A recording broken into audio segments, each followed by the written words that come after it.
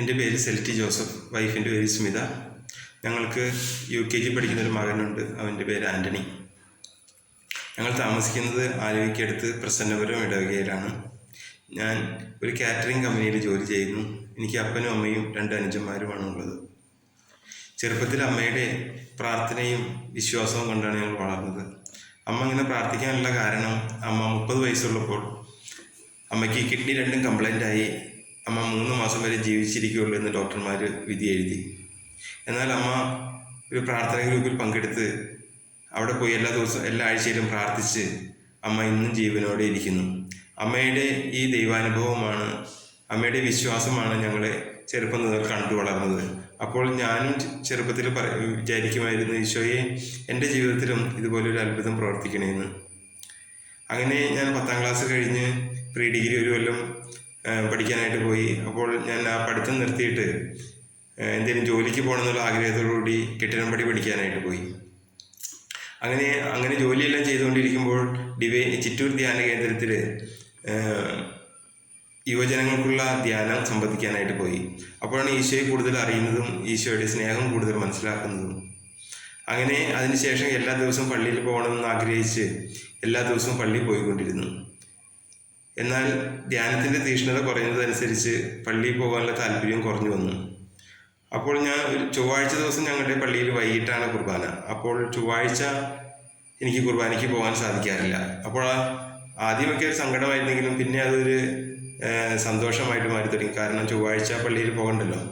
പക്ഷേ ഒരു ചൊവ്വാഴ്ച ഞാൻ ജോലിക്ക് പോയപ്പോൾ എനിക്ക് കടുത്ത തലവേദനയായിട്ട് ജോലി ചെയ്യാൻ പറ്റാതെ തിരിച്ചു പോരേണ്ടി വന്നു.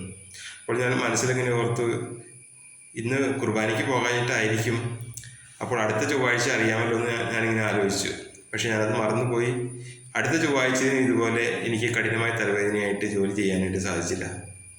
അവിടെ നിന്ന് ഞാൻ തിരിച്ചു പോരേണ്ടി വന്നു. അപ്പോഴാണ് എനിക്ക് മനസ്സിലായത്, എല്ലാ ദിവസവും കുർബാനയ്ക്ക് പോകണമെന്ന് ഈശോ ആഗ്രഹിക്കുന്നുണ്ടെന്ന്. അതിനുശേഷമാണ് ഞാൻ എല്ലാ ദിവസവും ജോലിക്ക് പോകുന്നതിന് മുമ്പ് കുർബാനയ്ക്ക് പോയതിന് ശേഷം മാത്രമേ ഞാൻ ജോലിക്ക് പോകാറുള്ളൂ. ഹല്ലേലൂയ, യേശുവേ നന്ദി. എൻ്റെ അപ്പച്ചൻ എന്ന് പറഞ്ഞാൽ എല്ലാ കാര്യങ്ങളും നേരത്തെ ചെയ്യണമെന്ന് ആഗ്രഹമുള്ളൊരു വ്യക്തിയാണ്. അപ്പോൾ എനിക്ക് 21 വയസ്സായപ്പോൾ തുടങ്ങി അപ്പൻ കല്യാണാലോചനകളെ പറ്റി പറഞ്ഞു തുടങ്ങി. എന്നാൽ എൻ്റെ ഒരു ആഗ്രഹം വീട് പണിതതിന് ശേഷം വിവാഹം കഴിക്കണമെന്നുള്ളതായിരുന്നു. അങ്ങനെ കോൺട്രാക്റ്റ് വർക്ക് ആയതുകൊണ്ട് എനിക്ക് വീട് പണിയാനായിട്ട് വലിയ ബുദ്ധിമുട്ടൊന്നും ഉണ്ടായില്ല. അങ്ങനെ ഞാൻ 22 വയസ്സായപ്പോൾ ഒരു വീട് പണിയാനായിട്ട് ആരംഭിച്ച് വീട് പണിയുമ്പോൾ എൻ്റെ മനസ്സിലുള്ളൊരു ആഗ്രഹം ഇതാണ്, എൻ്റെ കല്യാണം കഴിഞ്ഞാൽ എനിക്ക് 3 കുട്ടികൾ വേണം. അപ്പോൾ അതിന് കണക്കാക്കി മുറികളൊക്കെ പ്ലാൻ ചെയ്തിട്ടാണ് ഞാൻ വീട് പണിയുന്നത്. അങ്ങനെ വീട് പണിയെല്ലാം ഒരുവിധമായി. ഒരു 23 വയസ്സായപ്പോഴാണ് കല്യാണം ആലോചനകൾ വന്നത്. അപ്പോൾ ആദ്യമായിട്ടാണ് സ്മിതനെ പോയി പെണ്ണ് കാണുകയും ആ കല്യാണം ഉറപ്പിക്കുകയും ചെയ്തു. അങ്ങനെ കോഴ്സ് കൂടാൻ പോവുകയാണ്. കോഴ്സ് കൂടാൻ ചെന്നപ്പോൾ അവിടെ ഡോക്ടർ ഒരു പുസ്തകം പരിചയപ്പെടുത്തി, നിങ്ങൾ ആഗ്രഹിക്കുന്ന കുട്ടികൾ. അതിൻ്റെ ഉള്ളടക്കം ഇതാണ്. ആ പുസ്തകത്തിൽ പറഞ്ഞിരിക്കുന്നത്, നമുക്ക് ആൺകുട്ടികളെയാണ് ആവശ്യമെങ്കിൽ അതിൽ പറഞ്ഞിരിക്കുന്ന കുറച്ച് കാര്യങ്ങളുണ്ട്, അതുപോലെ ചെയ്താൽ നമുക്ക് ആൺകുട്ടികളായിരിക്കും ഒരു 60%. അല്ലെങ്കിൽ പെൺകുട്ടികളെയാണ് ആഗ്രഹമെങ്കിൽ പെൺകുട്ടികൾക്ക് വേണ്ടി ചെയ്യാവുന്ന കുറച്ച് കാര്യങ്ങളുണ്ട്, അതുപോലെ ചെയ്താൽ പെൺകുട്ടികളായിരിക്കും. അപ്പോൾ അത് ഒരു 60%എങ്കിലും അങ്ങനെ ആയിരിക്കുമെന്നാണ് ആ പുസ്തകത്തിൽ പറഞ്ഞിരിക്കുന്നത്. അപ്പോൾ ഞാൻ ആദ്യം വേഗം പോയി പുസ്തകവും വാങ്ങിച്ചു. കാരണം എനിക്ക് 3 കുട്ടികൾ വേണമല്ലോ. അതിൽ ആദ്യത്തെ ഒരു ആൺകുട്ടി, പിന്നത്തെ ഒരു പെൺകുട്ടി, പിന്നത്തെ ഒരു ആൺകുട്ടി. അങ്ങനെയായിരുന്നു എൻ്റെ മനസ്സിലെ പ്ലാൻ. അങ്ങനെ കല്യാണമെല്ലാം കഴിഞ്ഞ്, പക്ഷേ നമ്മൾ ബൈബിളിലൊരു വചനമുണ്ട്, മനുഷ്യൻ പദ്ധതികൾ വിഭാവനം ചെയ്യുന്നു, അന്തിമമായ തീരുമാനം കർത്താവിൻ്റേതത്രേ. ഈ വചനത്തിൻ്റെ അർത്ഥം എന്തെന്ന് അന്ന് എനിക്ക് അറിയാൻ പാടില്ലായിരുന്നു. അപ്പോൾ അതിന് കല്യാണം കഴിഞ്ഞതിന് ശേഷം എനിക്ക് വൈഫിൻ്റെ അപ്പച്ചൻ ജോലി ചെയ്യുന്ന കമ്പനിയിൽ ജോലിയും കിട്ടി. അപ്പോൾ ഒരു വ്യക്തിയെ സംബന്ധിച്ച് വീടായി, നല്ലൊരു ജീവിത പങ്കാളിയായി, ജോലിയായി. അപ്പോൾ എല്ലാം തികഞ്ഞ ഒരു വ്യക്തിയായിട്ട് ഞാനിങ്ങനെ നടക്കുകയായിരുന്നു. പക്ഷേ ഞങ്ങൾക്ക് 6 മാസം, കല്യാണം കഴിഞ്ഞ് 6 മാസമായിട്ടും കുട്ടികളുണ്ടാകുന്നതിനുള്ള ഒരു ലക്ഷണവും കാണുന്നില്ല. അപ്പോൾ ഞങ്ങൾക്ക് വലിയ സങ്കടമായി. ഞങ്ങൾ വേഗം പോയി അടുത്തുള്ള ഒരു ഹോസ്പിറ്റലിൽ ഡോക്ടർ ജോസഫാത്ത് എന്ന് പറഞ്ഞ ഒരു ഗൈനക്കോളജിസ്റ്റ് സിസ്റ്ററുണ്ട്. ആ സിസ്റ്ററിനെ പോയി കണ്ടു. അപ്പോൾ സിസ്റ്റർ ഞങ്ങളുടെ സങ്കടം കണ്ടപ്പോൾ സിസ്റ്റർ പറഞ്ഞു, നിങ്ങളുടെ സങ്കടം കണ്ടിട്ടുണ്ടെങ്കിൽ അവനൊരു 100ഉം നിനക്കൊരു 90 വയസ്സായ മാതിരിയാണല്ലോ, നിങ്ങളത് വിഷമിക്കേണ്ട, നമുക്ക് ഇപ്പോൾ ശരിയാക്കാം എന്ന് പറഞ്ഞു. പക്ഷേ 1-2 മാസത്തെ ട്രീറ്റ്മെൻറ്റിന് ശേഷം സിസ്റ്റർ ഞങ്ങൾ 2 പേരെയും കൈ കൂട്ടി പിടിച്ചിട്ട് പറഞ്ഞ്, ദൈവത്തോട് പ്രാർത്ഥിക്കുക, അല്ലാണ്ട് ഞാൻ നോക്കിയിട്ട് ഒരു വഴിയും കാണുന്നില്ല എന്ന്. പക്ഷേ അതൊരു ചെറിയ ആശുപത്രിയായിരുന്നു. ഞങ്ങൾ വിചാരിച്ചു വലിയ വലിയ ആശുപത്രികളുണ്ടല്ലോ, അവിടെ പോയാൽ ശരിയാകുമെന്ന് വിചാരിച്ച് കേരളത്തിലെ എല്ലാ പ്രശസ്തമായ ഇൻഫെർട്ടിലിറ്റി ഹോസ്പിറ്റലുകളിൽ ഞങ്ങൾ പോയി. പക്ഷേ നിരാശയായിരുന്നു ഫലം. ഞങ്ങൾ പിന്നെ ആയുർവേദം ചെയ്തു, ഹോമിയോ ചെയ്തു, അങ്ങനെ ഓരോരുത്തർ പറയുന്ന എല്ലാ ട്രീറ്റ്മെൻറ്റുകളും ഞങ്ങൾ ചെയ്തു. പക്ഷേ ഞങ്ങൾക്ക് ഒരു കുട്ടി ഉണ്ടായില്ല. പക്ഷേ നമുക്കറിയാം, ഈ കുട്ടികളില്ലാത്തവർക്ക് എപ്പോഴും കുറച്ച് ചോദ്യങ്ങൾക്കുള്ള ഉത്തരം അവർ കരുതി വെച്ചിട്ട് വേണം നടക്കാനായിട്ട്. ഒരു ദിവസം ഒരു 4-5 പേരെങ്കിലും നമ്മളോട് ചോദിക്കും, വിശേഷമായില്ലേ, ഹോസ്പിറ്റലിൽ പോയില്ലേ, ആർക്കാ കുഴപ്പം, ഏത് ഹോസ്പിറ്റലിൽ പോയേ. എന്നിട്ട് അവർ 1-2 ഹോസ്പിറ്റലിൻ്റെ പേരൊക്കെ പറയും. നമ്മൾ അവിടെ പോയില്ലേ അവർ വഴക്കും പറയും. അപ്പോൾ ഇങ്ങനെ 3-4 പേര് എല്ലാ ദിവസവും ഒരു 3-4 പേരെങ്കിലും നമ്മളോട് ചോദിക്കും. അതുകൊണ്ട് നമ്മൾ പരമാവധി എല്ലാവരും ഒന്ന് ഒതുങ്ങി കഴിയുന്ന ഒരു അവസരമായിരുന്നു. അതൊരു ഫംഗ്ഷന് വിളിച്ചാൽ നമ്മൾ പോകാതെ പരമാവധി അതൊക്കെ ഒഴിവാക്കി ഒരു സമൂഹത്തിൽ നിന്ന് ഒറ്റപ്പെട്ട് കഴിയുന്ന ഒരു അവസ്ഥയിലൂടെയാണ് ഞങ്ങൾ കടന്നുപോയത്. അങ്ങനെ ഒരു 10-14 വർഷം ഞങ്ങൾ അങ്ങനെ കടന്നുപോയി. അപ്പോഴുള്ള ഇടയ്ക്കുള്ള ആകെ ഒരു സന്തോഷം എന്ന് പറയുന്നത്, ഡിവൈൻ ധ്യാന കേന്ദ്രത്തിൽ മക്കളില്ലാത്തവരുടെ ധ്യാനം ഉണ്ടാവും. അപ്പോൾ അവിടെ ചെല്ലുമ്പോൾ 600 പേര് 400 പേരൊക്കെ മക്കളില്ലാത്തവരെ കാണുമ്പോഴാണ് നമുക്ക് ആ ദിവസങ്ങളിലാണ് നമുക്ക് മനസ്സിലൊരു ചെറിയ സന്തോഷം തോന്നുന്നത്. സന്തോഷം ആ ധ്യാനം കൂടുമ്പോൾ. അങ്ങനെ പല പ്രാവശ്യം ഡിവൈനിൽ പോയി മക്കളില്ലാത്തവർ ധ്യാനം കൂടി അങ്ങനെ മുന്നോട്ട് പോയി. അപ്പോഴാണ് ഒരു ഹോമിയോ ഡോക്ടറെ പറ്റി ഒരാൾ പറഞ്ഞത്, ഡോക്ടർ ശോഭ. അങ്ങനെ ഞങ്ങൾ ആദ്യമൊന്നും പോയില്ല. പിന്നീട് ആ വ്യക്തിയുടെ നിർബന്ധം നിമിത്തം ഞങ്ങൾ ആ ഡോക്ടറെ പോയി കണ്ടു. അപ്പോൾ ഒരു ചെറിയ ക്ലിനിക്കിലെ ഒരു ഡോക്ടർ, ആദ്യമായിട്ടാണ് ഒരു ഡോക്ടർ ഞങ്ങളോട് പറയുന്നത്, നിങ്ങളുടെ കംപ്ലയിൻറ്റ് നമുക്ക് ചികിത്സിക്കാമെന്ന് പറയുന്നത് ആ ഒരു ഡോക്ടറാണ്. പക്ഷേ ഒരു 6 മാസത്തെ ചികിത്സ കഴിഞ്ഞിട്ട് ഒരു വ്യത്യാസം ഉണ്ടായില്ല. അപ്പോൾ ഡോക്ടർ പറഞ്ഞു, ഇനി നിങ്ങളൊരു കാര്യം ചെയ്യ്. ഡോക്ടർ ഒരു അന്തോണീസ് പുണ്യാളൻ്റെ വളരെ ഭക്തിയായ ഒരു ഡോക്ടറാണ്. നിങ്ങൾ ചെട്ടിക്കാട് പള്ളിയിൽ പോയി അവിടെ പോയി നൊവേനയും കുർബാനയും എല്ലാം കൂടിയിട്ട് അവിടുത്തെ കിണറിൽ നിന്ന് വെള്ളം എടുത്തുകൊണ്ട് വന്ന് ഈ ഹോമിയോ മരുന്നിൻ്റെ കൂടെ കൂട്ടി കഴിക്കാൻ പറഞ്ഞു. അങ്ങനെ ഞങ്ങൾ 13 ചൊവ്വാഴ്ച ചെട്ടിക്കാട് പോയി അവിടെ ധ്യാനവും അവിടെ നൊവേനയും കുർബാനയും എല്ലാം കൂടിയിട്ട് അവിടുത്തെ കിണറിൽ നിന്ന് വെള്ളം എടുത്ത് ഈ മരുന്നിൻ്റെ കൂടെ കൂട്ടി കഴിച്ചു. അവിടുത്തെ കിണറിൻ്റെ ഒരു പ്രത്യേകത എന്ന് അവിടെ നമുക്ക് മനസ്സിലാക്കാൻ കഴിഞ്ഞത്, അന്തോണീസുണ്യാളുടെ അടുത്ത് ഉണ്ണീശോ വരുമ്പോൾ ഉണ്ണീശോനെ അന്തോണീസുണ്യാളെ കൊണ്ടുപോയി കുളിപ്പിച്ചുകൊണ്ടിരുന്ന ഒരു കിണറാണെന്നാണ് പറയണേ. അങ്ങനെ ഞങ്ങൾ അവിടുന്ന് വെള്ളം മരുന്നിൻ്റെ കൂടെ കഴിച്ചു തുടങ്ങി. അടുത്ത മാസം തുടങ്ങി ഞങ്ങൾക്ക് വ്യത്യാസങ്ങൾ കണ്ടു തുടങ്ങി. അങ്ങനെ ഒരു 3-4 മാസം കൊണ്ട് ഞങ്ങളുടെ കംപ്ലൈൻറ്റുകളൊക്കെ മാറി. പക്ഷെ അപ്പോഴും ഞങ്ങൾക്ക് കുട്ടികളുണ്ടായിരുന്നില്ല. അപ്പോൾ ഡോക്ടർ പറഞ്ഞ്, ഇനി നിങ്ങൾ ഏതെങ്കിലും ഇംഗ്ലീഷ് മരുന്നിൻ്റെ ഡോക്ടറെ തന്നെ പോയി കണ്ടോ, ഇപ്പോൾ കംപ്ലൈൻറ്റുകളൊക്കെ മാറിയില്ല. അങ്ങനെ ഞങ്ങൾ പിന്നെയും ഇംഗ്ലീഷ് മരുന്നിലേക്ക് വന്ന് അവിടെ നിന്ന് ഇൻഫെർട്ടിലിറ്റിയിൽ ഇന്ന് ചെയ്യാവുന്ന എല്ലാ ട്രീറ്റ്മെൻറ്റുകളും ഞങ്ങൾ ചെയ്തു. പക്ഷേ അതൊന്നും ഫലം കണ്ടില്ല. അങ്ങനെ മുന്നോട്ട് പോകുമ്പോഴാണ് എൻ്റെ അനിയനൊരു കടബാധ്യത വരുന്നത്. ഒരു വലിയ കടബാധ്യതയായിരുന്നു. ആ കടബാധ്യതയിൽ ഞങ്ങൾക്ക് ഞങ്ങളുടെ തറവാടും കുറച്ച് സ്ഥലങ്ങളും അങ്ങനെയെല്ലാം വിൽക്കേണ്ടി വന്നു. അപ്പോൾ അതും ഒരു വലിയ സങ്കടമായി. അപ്പോൾ നാട്ടിൽ എല്ലാവരും കടക്കാരൊക്കെ വന്ന് ചോദ്യങ്ങളൊക്കെ ആയപ്പോൾ ഞങ്ങൾക്ക് അങ്ങനെ ഒരു സങ്കടം. അപ്പോൾ കുട്ടികളില്ലാത്തതിൻ്റെ സങ്കടം ഒരു സൈഡിൽ, അനുജൻ്റെ കടബാധ്യത മൂലമുണ്ടായ ബുദ്ധിമുട്ടുകൾ വേറെ സൈഡിൽ. അങ്ങനെ മുന്നോട്ട് പോകുമ്പോഴാണ് എനിക്ക് ഇടയ്ക്കിടയ്ക്ക് വയറുവേദന വരുമായിരുന്നു. അപ്പോൾ ആദ്യമായൊന്നും ഞാനിത് കാര്യമായിട്ട് എടുത്തില്ല. പിന്നെ വയറുവേദന സഹിക്കാൻ വയ്യാതായപ്പോൾ ലിസി ഹോസ്പിറ്റലിൽ പോയി ചെക്കപ്പ് ചെയ്തു. അപ്പോഴാണ് വൻകുടലിലൊരു മുഴയാണെന്നും അത് ക്യാൻസർ ആണെന്നും മനസ്സിലായത്. പക്ഷെ അത് കേട്ടിട്ട് എനിക്ക് വലിയ സങ്കടമൊന്നും തോന്നിയില്ല. കാരണം ഞാൻ അപ്പോഴത്തേക്ക് ജീവിതത്തിലാകെ നിരാശനായിട്ടായിരുന്നു മുന്നോട്ട് പോയിരുന്നത്. ക്യാൻസറാന്ന് പറഞ്ഞപ്പോഴും എനിക്കൊരു സങ്കടം തോന്നിയില്ല. പക്ഷേ വൈഫ് പറഞ്ഞ്, ചേട്ടൻ എന്തെങ്കിലും സംഭവിച്ചിട്ടുണ്ടെങ്കിൽ ഞാൻ ജീവിച്ചിരിക്കില്ല. മാതാപിതാക്കന്മാരുടെ സങ്കടം, മക്കളുടെ ഈ സഹോദരങ്ങളുടെ സങ്കടം, ഇതെല്ലാം ആണ് എന്നെ ആകെ തളർത്തിയത്. അങ്ങനെ ഞങ്ങൾ ട്രീറ്റ്മെൻറ്റ് ചെയ്യാനായിട്ട് അമല ഹോസ്പിറ്റലിലേക്ക് പോവുകയാണ്. അപ്പോൾ വീട്ടിൽ നിന്ന് ഇറങ്ങിയപ്പോൾ ഞങ്ങൾ എല്ലാവരോടും പ്രാർത്ഥിച്ച് അങ്ങനെ വചനമെടുത്ത് വായിച്ചപ്പോൾ സ്മിതയ്ക്ക് കിട്ടിയത്, നിങ്ങളെ സഹായിക്കാനായിട്ട് ഒരാൾക്ക് തരുമെന്നുള്ളൊരു വചനമായിരുന്നു. അങ്ങനെ അതിന് യോജിക്കുന്ന ഒരു വചനമായിരുന്നു. അങ്ങനെ ഞങ്ങൾ അവിടെ ചെന്ന് ഞങ്ങൾക്ക് എവിടെയാണിത് വണ്ടി നിർത്തേണ്ടതെന്ന് അറിയാൻ പാടില്ല. ഞങ്ങൾ കുറച്ചങ്ങോട്ട് ഓടിച്ചു പോയി. അപ്പോഴാണ് ഒരു സിസ്റ്ററിനെ കണ്ടത്. അപ്പോൾ അവിടെ വണ്ടി നിർത്തിയ സിസ്റ്ററിനോട് ചോദിച്ചു, സിസ്റ്ററെ, ഈ ക്യാൻസറിന് ചികിത്സിക്കുന്ന സ്ഥലം എന്താ? അപ്പോൾ ഞാനാണ് ചോദിച്ചത്. സിസ്റ്റർ എന്നോട് ചോദിച്ചു ആർക്കാണ് സുഖമില്ലാത്തതെന്ന് ചോദിച്ചു. അപ്പോൾ ഞാൻ പറഞ്ഞു എനിക്കാണെന്ന് പറഞ്ഞു. അപ്പോൾ സിസ്റ്റർ ഞങ്ങളുടെ കൂടെ വന്ന് ആ സ്ഥലമൊക്കെ കാണിച്ചു തന്ന് എന്നിട്ട് പറഞ്ഞ് നാളെയാണ് ഇതിൻ്റെ HOD ഡോക്ടർ ഉള്ളത്, അതുകൊണ്ട് നിങ്ങൾ ഇന്ന് പുറത്ത് റൂം എടുത്ത് താമസിച്ച് നാളെ വന്ന് കാണും.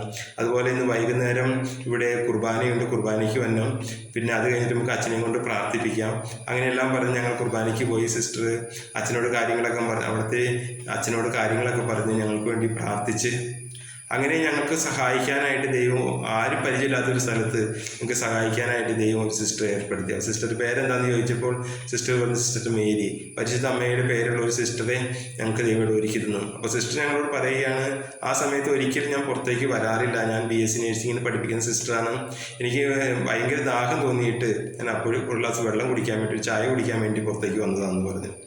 അപ്പോൾ നമുക്കൊരു വിഷമസന്ധിയിൽ എത്ര ബുദ്ധിമുട്ടുള്ള സമയം ദൈവത്തോട് പ്രാർത്ഥിച്ചുകൊണ്ട് നമ്മൾ ഇറങ്ങിയാൽ ആ ചെല്ലുന്ന സ്ഥലങ്ങളിൽ നമ്മളെ സഹായിക്കാനായിട്ട് ദൈവം ഒരാളെ ഏർപ്പാട് ചെയ്യും എന്നുള്ളതാണ് എൻ്റെ ജീവിതത്തിലൂടെ എനിക്ക് മനസ്സിലാക്കിയൊരു കാര്യം. അങ്ങനെ ഞങ്ങൾ മുന്നോട്ട് പോയി.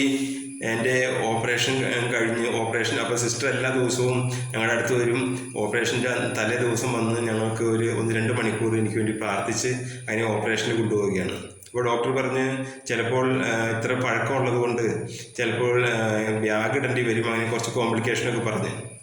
അപ്പോൾ ഓപ്പറേഷൻ കൊണ്ടുപോയപ്പോൾ തന്നെ സ്മിത അവിടെ ദിവ്യകാരുണ്യ ചാപ്പലിൽ പോയി മുട്ടുകുത്തി കൈ വിരിച്ച് പിടിച്ച് 8 മണിക്കൂർ എനിക്ക് ഓപ്പറേഷൻ ഉണ്ടായിരുന്നു. ആ സമയം മുഴുവൻ മുട്ടുകുത്തി നിന്ന് ഈശോയോട് പ്രാർത്ഥിച്ച് എനിക്ക് ഓപ്പറേഷന് യാതൊരു ബുദ്ധിമുട്ടും ഉണ്ടായില്ല. അങ്ങനെ ഓപ്പറേഷൻ കഴിഞ്ഞ് അതിനുശേഷം പിന്നെ ഡോക്ടർ പറഞ്ഞ് 8 കീമോ ചെയ്യണമെന്ന് പറഞ്ഞു. അപ്പോൾ എന്ത് കാര്യം ഡോക്ടർ പറഞ്ഞാൽ ഞങ്ങൾ സിസ്റ്ററിൻ്റെ അടുത്തേക്ക് ചെല്ലും. അപ്പോൾ സിസ്റ്റർ പറഞ്ഞു ഡോക്ടറോട് ചോദിച്ചു നോക്ക്, ഇത്ര അകലേന്ന് വന്നതാണ്, അതുകൊണ്ട് കാറിന് വരാൻ ബുദ്ധിമുട്ടാണ്, അതുകൊണ്ട് ബസ്സിന് വന്നോട്ടെ എന്ന് ചോദിക്കാൻ പറഞ്ഞു. അപ്പോൾ ഡോക്ടർ പറഞ്ഞു ബസ്സിന് പോരെ കുഴപ്പമില്ല എന്ന് പറഞ്ഞു.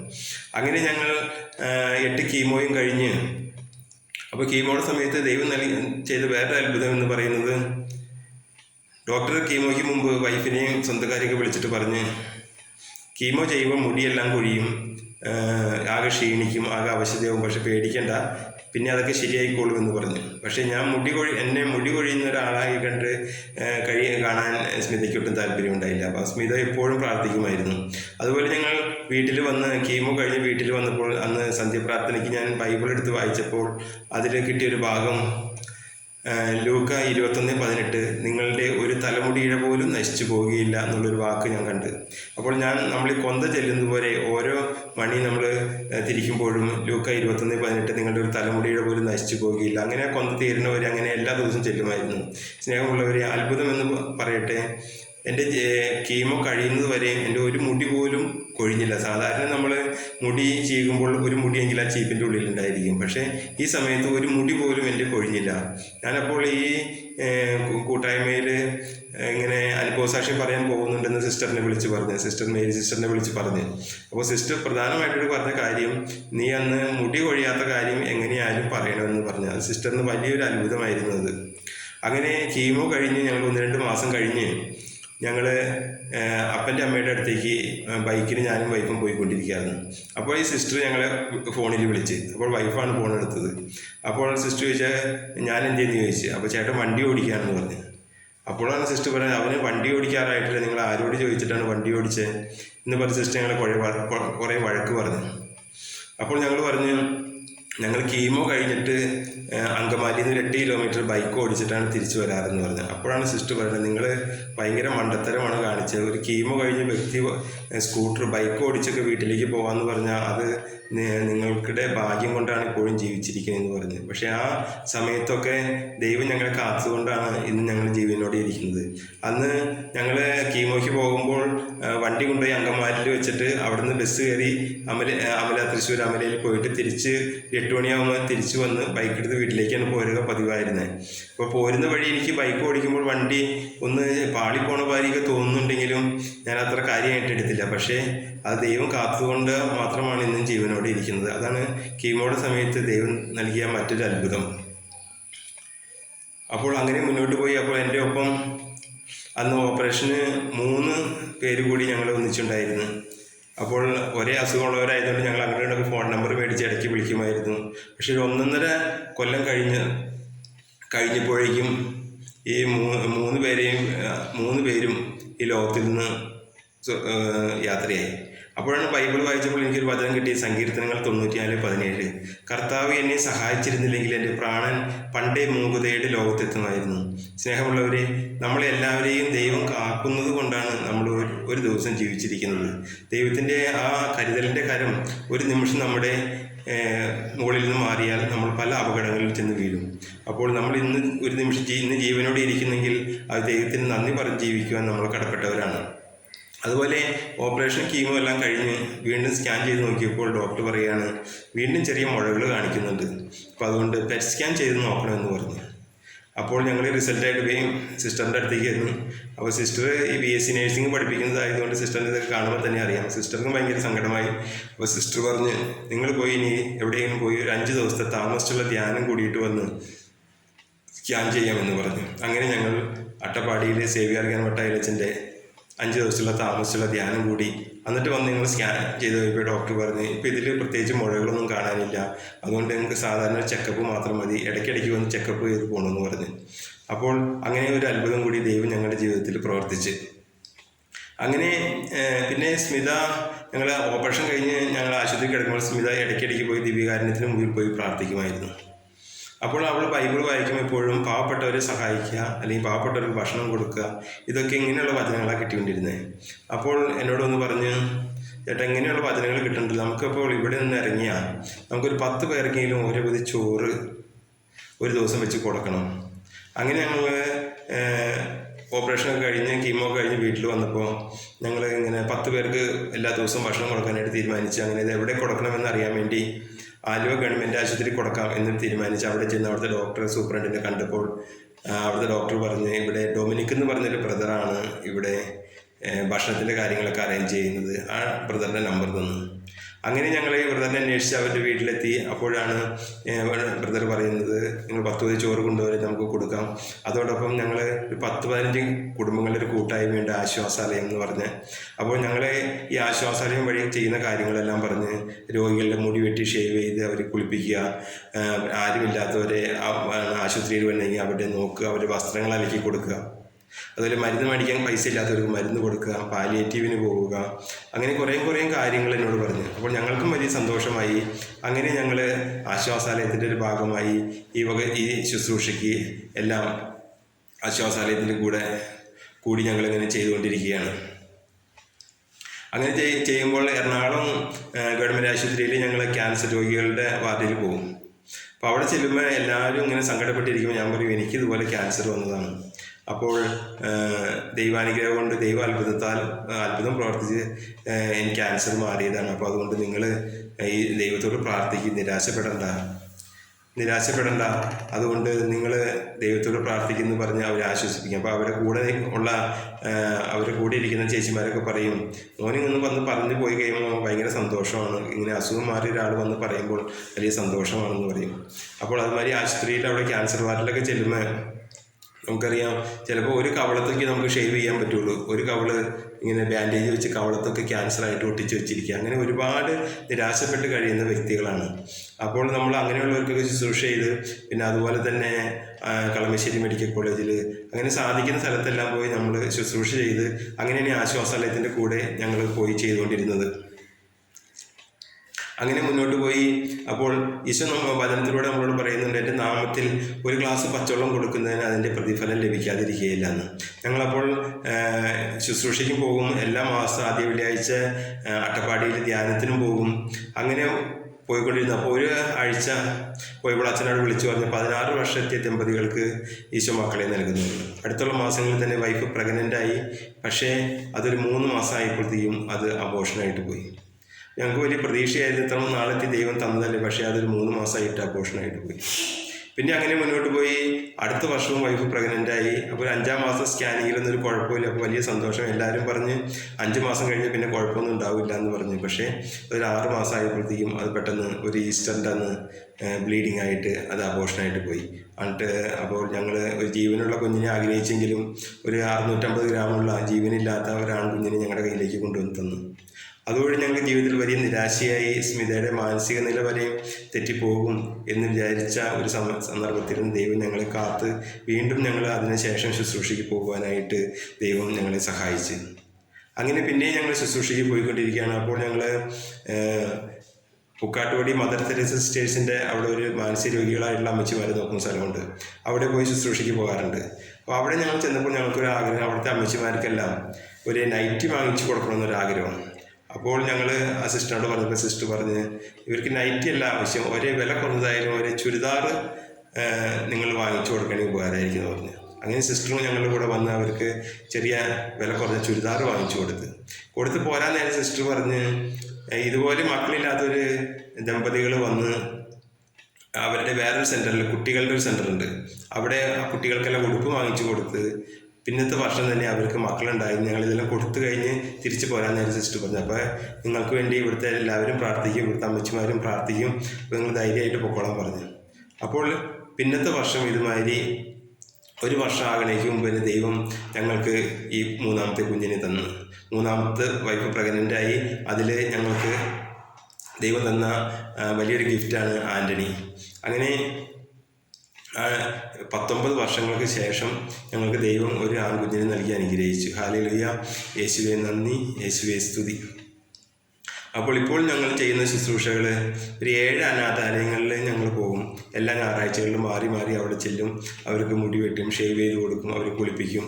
അതുപോലെ നമ്മൾ ഇതിക്ക് മുമ്പുള്ള ഒരു സാക്ഷ്യത്തിൽ ഒരു ബ്രദർ ജോട്ടീനെ പറ്റി കേട്ട് 19 കുടുംബങ്ങൾക്ക് HIV കുടുംബങ്ങളെ മാസത്തിലൊരിക്കൽ വിളിച്ച് അവർക്കൊരു മീറ്റിങ്ങും അവർക്കൊരു മാസത്തെ കിറ്റൊക്കെ കൊടുക്കണമായിരുന്നു. അതിൽ സംബന്ധിക്കുന്നു. അതൊക്കെ എല്ലാ ആശ്വാസത്തിൻ്റെ കീഴിലുള്ള പ്രവൃത്തികളാണ്.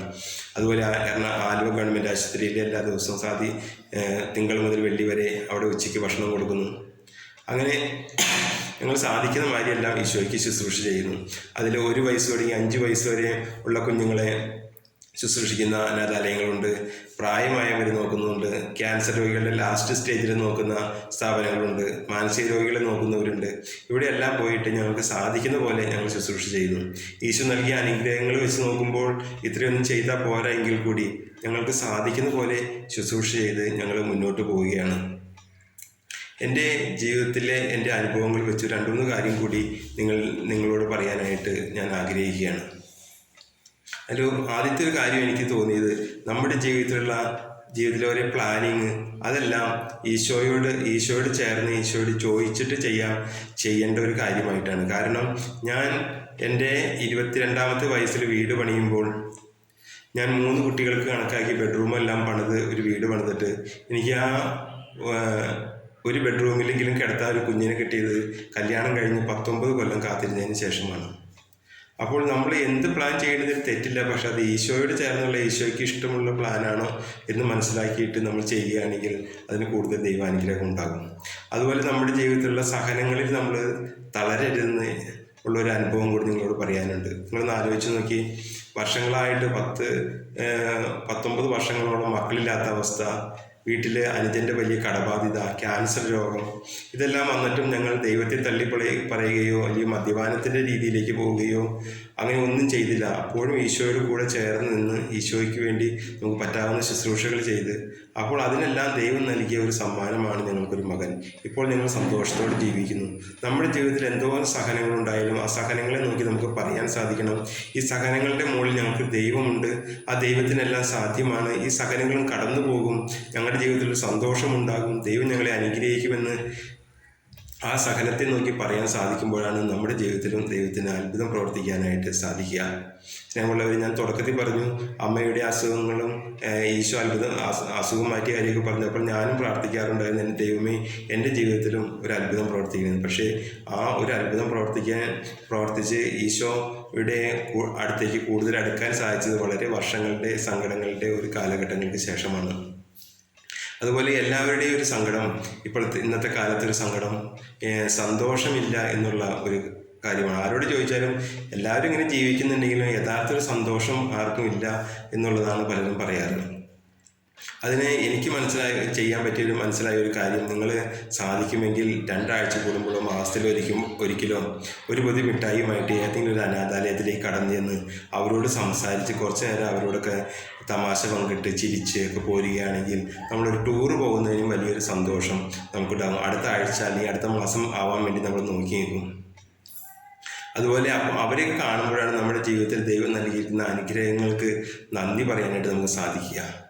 അതുപോലെ നമ്മൾ ഏതെങ്കിലും ക്യാൻസർ വാർഡിൽ മരണസന്നരായ തളർന്ന് കിടക്കുന്നവരെയൊക്കെ പോയി കണ്ട് അവർക്ക് വേണ്ടി എന്തെങ്കിലുമൊക്കെ ചെയ്യുമ്പോഴാണ് ജീവിതം ഇത്രയൊക്കെ ഉള്ളൂ, ജീവിതത്തിൻ്റെ നശ്വരത നമുക്ക് മനസ്സിലാക്കുവാനായിട്ട് സാധിക്കുക. അപ്പോഴും നമുക്ക് കൂടുതൽ അതിൽ നിന്ന് നമുക്ക് സന്തോഷത്തോടെ ദൈവം തന്ന ജീവിതത്തിന് നന്ദി പറഞ്ഞ് ജീവിക്കുവാനായിട്ട് നമുക്ക് സാധിക്കും. അതുപോലെ നരകത്തിലേക്ക് പോകാമായിരുന്ന എൻ്റെ ജീവിതത്തെ ക്യാൻസർ എന്ന വലിയൊരു അസുഖത്തിലൂടെ സ്വർഗത്തിലേക്കുള്ള വഴി ഈശോ കാണിച്ചു തന്നു. അതിന് ദൈവത്തിന് ഒരുപാട് നന്ദി പറയുകയാണ്. ഇപ്പോൾ ഈ നമ്മുടെ ഈ ഓൺലൈനിലുള്ള ശുശ്രൂഷയിൽ നമുക്ക് നേരിട്ട് കാണാനും ഒന്നും സാധിക്കില്ല. പക്ഷേ നമ്മളെല്ലാവരും നേരിട്ട് കാണുന്ന ഒരു ദിവസം വരും ഈശോയുടെ രണ്ടാം വരവിൽ. അപ്പോൾ നമ്മളെല്ലാവരും നേരിട്ട് കാണുവാനും ഈ ശുശ്രൂഷയിൽ പങ്കെടുക്കുന്ന എല്ലാവർക്കും അതിന് സാധിക്കട്ടെ എന്ന് ഈശോയുടെ വലതുഭാഗത്ത് നിൽക്കുന്ന മക്കളായിട്ട് തീരുവാനായിട്ട് സാധിക്കട്ടെ എന്ന് പ്രാർത്ഥിക്കുന്നു. ദൈവം നമ്മളെല്ലാവരെയും സമൃദ്ധമായി അനുഗ്രഹിക്കട്ടെ. ഈശോ മിശിഹായ്ക്ക് സ്തുതിയായിരിക്കട്ടെ. ആമേൻ. എൻ്റെ പേര് സ്മിത. സഹനത്തിൽ എന്നും ഈശോ കൂടെ ഉണ്ടാകുമെന്ന് പറയുന്നത് ചേട്ടായുടെ കീമോയുടെ സമയത്ത് മുടി കൊഴിയുന്ന ഒരവസ്ഥ ഡോക്ടർ പറഞ്ഞു. അപ്പോൾ എനിക്കതൊട്ടും സഹിക്കാൻ പറ്റുന്നുണ്ടായിരുന്നില്ല. അപ്പം ഞാൻ ഈശോയോട് പറഞ്ഞു, ഈശോയെ, ഓൺകോളജി സെക്ഷനിൽ മുടി കൊഴിഞ്ഞ് പിരികിൻ്റെ മുടി പോലും പോകുന്ന ഒരവസ്ഥ ഞാൻ കണ്ടിട്ടുണ്ട്. അപ്പോൾ ഞാൻ സിസ്റ്ററോട് പറഞ്ഞപ്പോൾ സിസ്റ്റർ എന്നോട് പറഞ്ഞു, നീ ഈശോയോട് പോയി പ്രാർത്ഥിക്കുക. ദിവ്യകാരുണ്യനാഥൻ്റെ മുമ്പിൽ മുട്ടിപ്പായിട്ട് ഞാൻ നിരന്തരം പ്രാർത്ഥിച്ചുകൊണ്ടിരുന്നു, ഈശോയെ, ഒരു മുടി പോലും ചേട്ടായുടെ കൊഴിയാനിട വരുത്തരുത്, ഒരു സാക്ഷിയാക്കി ഞങ്ങളെ ജീവിപ്പിക്കാൻ അനുവദിക്കണേന്ന്. അപ്പോൾ 2 കൈ കൊണ്ട് എനിക്കൊന്നും ചെയ്യാൻ സാധിക്കില്ല. 4 കൈ ഉണ്ടെങ്കിൽ ഞങ്ങൾ ഈശോയ്ക്ക് വേണ്ടി ശുശ്രൂഷ ചെയ്യാൻ ഇറങ്ങിക്കോളാമെന്ന്. അതിൻ്റെ ഒരു ഫലമായിട്ട് ചേട്ടായുടെ മുടി ഒറ്റെണ്ണം ഈ കീമോയുടെ സമയത്ത് കൊഴിഞ്ഞില്ല. അതിന് സന്തോഷമായിട്ട് ഞങ്ങളിന്ന് ഈശോയ്ക്ക് വേണ്ടി മുടി വെട്ടുകാരായി. പിന്നെ ജീവിതത്തിലുണ്ടായ ഒരു അനുഭവം, ആൻ്റണിയുടെ സമയത്ത് എനിക്ക് പ്രഷർ കുറഞ്ഞും കൂടിയൊക്കെ പോകുമായിരുന്നു. ആ സമയത്ത് ഡോക്ടർ പറഞ്ഞു 2 കിലോ തൂക്കമായാൽ കുഞ്ഞിനെ സിസേറിയൻ ചെയ്തെടുക്കാം. അപ്പോൾ നിങ്ങളത് NICUയിൽ ഒരു കുഞ്ഞിനൊരു ബെഡ് ബുക്ക് ചെയ്ത് റെഡി ആയിട്ടിരുന്നു. ആ ഒരു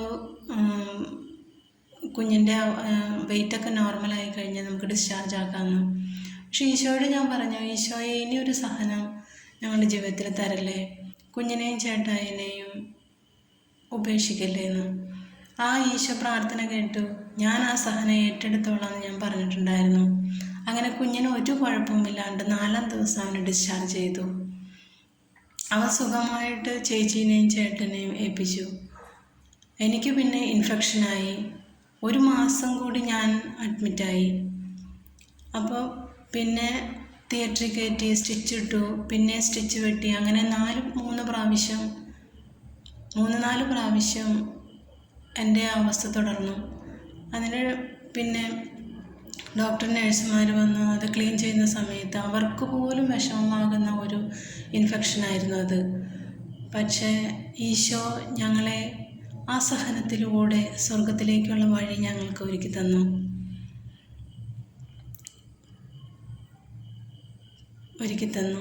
പിന്നെ ഞങ്ങളെന്ന സന്തോഷമായിട്ട് ജീവിക്കുന്നു. പിന്നെ ഈ പാട്ട് ഞങ്ങളുടെ ജീവിതത്തിൽ മറക്കാൻ പറ്റാത്തൊരു പാട്ടാണ്.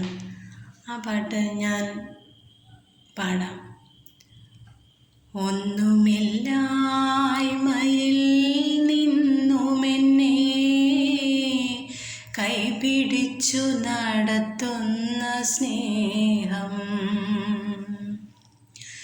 എൻ്റെ വല്ലായ്മകൾ കണ്ടിട്ടെന്നും ആ നെഞ്ചോടു ചേർക്കുന്ന സ്നേഹം, ഇത്ര നല്ല ദൈവത്തോടു ഞാൻ എന്തു ചെയ്തു നന്ദി ചൊല്ലിടും. എൻ്റെ കൊച്ചു ജീവിതത്തെ ഞാൻ നിന്റെ മുൻപിൽ കാഴ്ചയേകിടാൻ.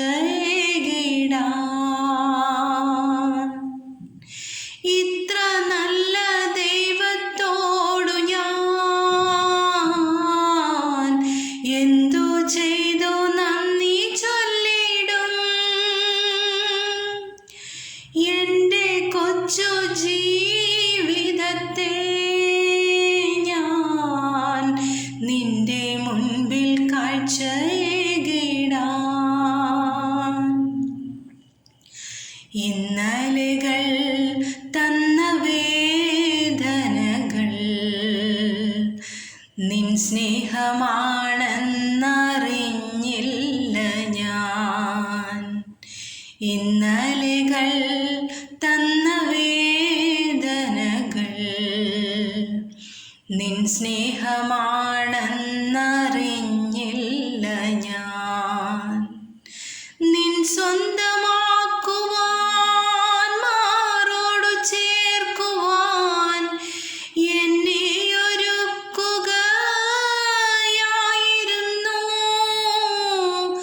നിൻ സ്വന്തമാക്കുവാൻ മാറോടു ചേർക്കുവാൻ എന്നെ ഒരുക്കുകയായിരുന്നു. ദൈവസ്നേഹമെത്ര സുന്ദരം, ഇത്ര നല്ല ദൈവത്തോടു ഞാൻ എന്തോ ചെയ്തു നന്ദി ചൊല്ലിടും. എൻ്റെ കൊച്ചു ജീവിതത്തെ ഞാൻ നിന്റെ മുൻപിൽ കാഴ്ചയേകിടാൻ, നിന്റെ മുൻപിൽ കാഴ്ചയേകിടാൻ.